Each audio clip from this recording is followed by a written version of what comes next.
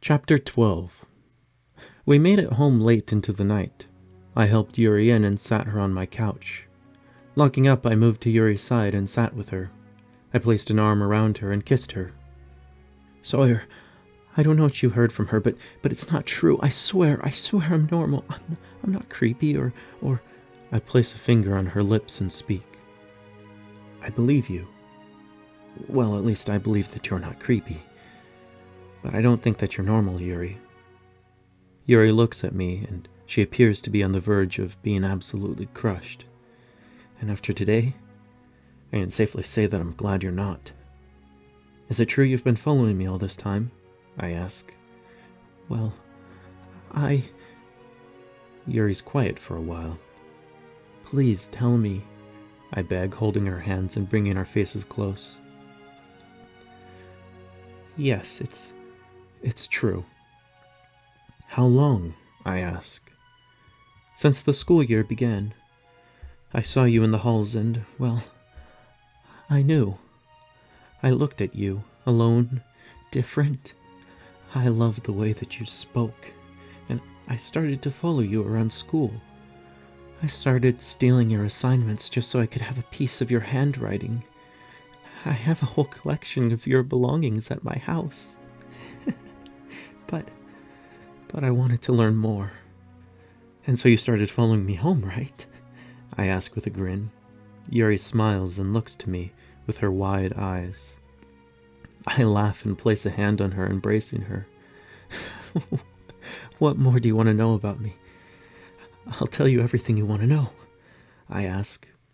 Everything. But, well, to be honest, I actually really enjoy learning these things over time. Naturally, one might say. I get it, Yuri, I understand. I agree with you on that part. However, may I take this time to learn more about you?" "Of course. Anything you want, darling." What are your family like?" I ask. "Well, it's just me and my sister. My parents died when I was younger. They were thrill seekers of sorts, and they died in a plane crash, which just left me and my sister.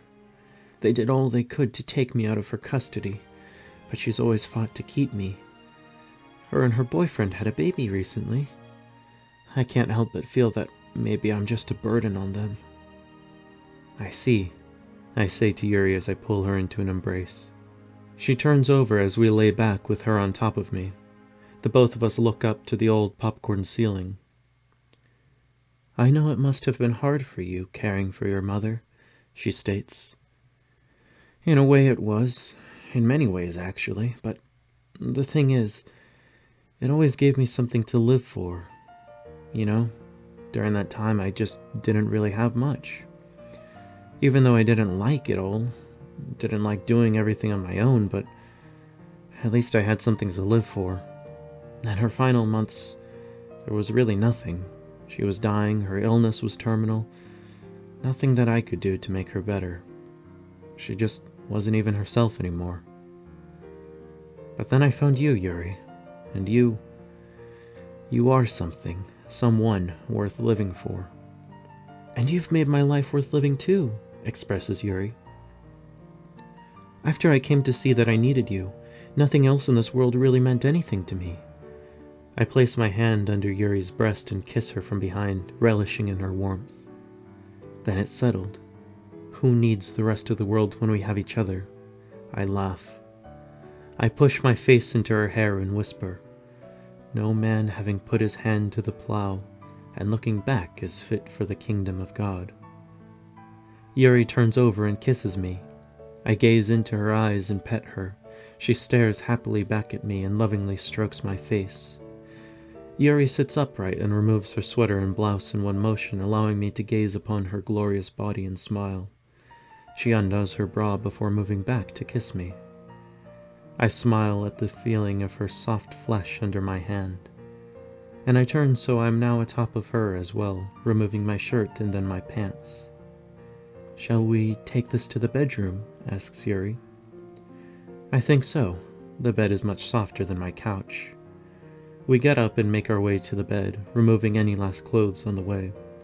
I fall back onto my bed with Yuri climbing in after me. She straddles me, at which I ask, "I don't have any condoms. Will that be an issue?" To which she states, "No man having put his hand to the plow and looking back is fit for the kingdom of God."